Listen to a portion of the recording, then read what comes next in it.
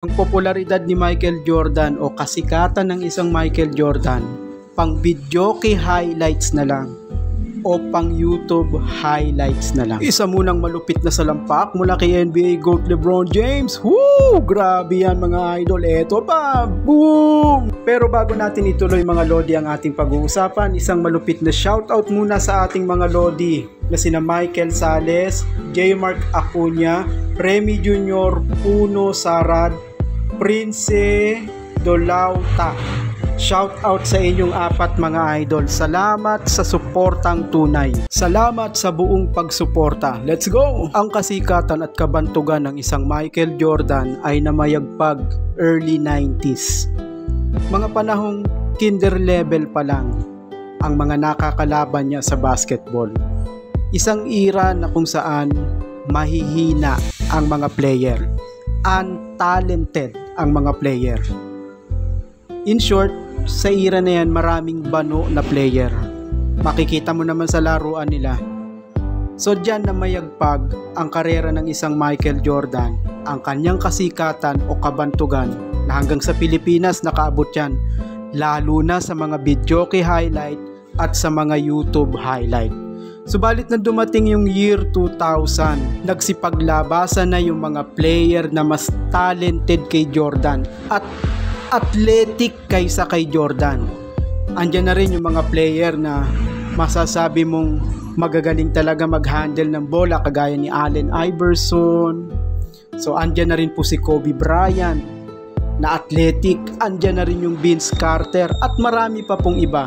Unti-unti ang popularidad ng isang Michael Jordan natabunan. Naiwan na lang sa YouTube at videoke highlights ang kasikatan at kabantugan ng isang Michael Jordan. Lalo na pagdating ng 2003, lumapag na sa NBA ang nag-iisang NBA GOAT na si LeBron James. Totally nabura ang kasikatan ng isang Michael Jordan. Napagtanto ng lahat na ang laro ng isang Michael Jordan ay pang ABC lutong gabi lang. Mga larong pang grade 1 lang kung ikukumpara mo kay NBA GOAT LeBron James. Sa madaling salita, ang talento ng isang Michael Jordan, basura kung ikukumpara mo kay NBA GOAT LeBron James. Kaya dahil doon mga idol, nawala ang kasikatan ng isang Michael Jordan. Naiwan na lang sa videoke highlights at sa YouTube highlights. Pakinggan nyo to mga lodi. Ngayon, noon man o ngayon, sikat na NBA player, sabi mo yung Michael Jordan. Ang sabi ng survey ay, oh! Ang top answer, eto 47 points yun kung nakuha mo, si LeBron James. LeBron James. Tapos ang second ay si Steph Curry and Kobe Bryant. Talagang dumating na yung araw na ikinakatakot ng media at ni Michael Jordan na ang kanyang popularidad naiwan na lang sa YouTube highlight o sa videoke highlights dito sa Pilipinas. Ang pinakasikat na NBA player ngayon, umapangatlo si Kobe Bryant, pangalawa si Steph Curry, at walang iba, ang pinakasikat si NBA GOAT LeBron James.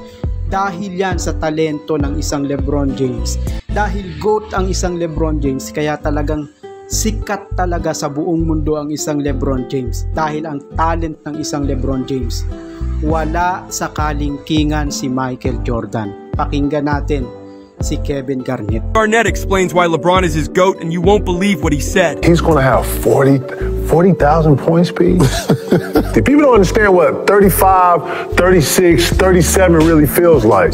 He's going to be 38 average. He's going to average 30 this year, bro. This is what makes him go on top of the list to me. This shit right here. If we talking about shot making, if we talking about ability, we talking about skill, he in all those conversations. But now, you're doing some shit where, yeah, the greatest couldn't even do this. Wilt couldn't do this. Jordan couldn't do this. 38. Man, 38 in the league is really like 45. But is he the greatest scorer ever? Yeah. Yeah. Number 3. The fuck? Yeah.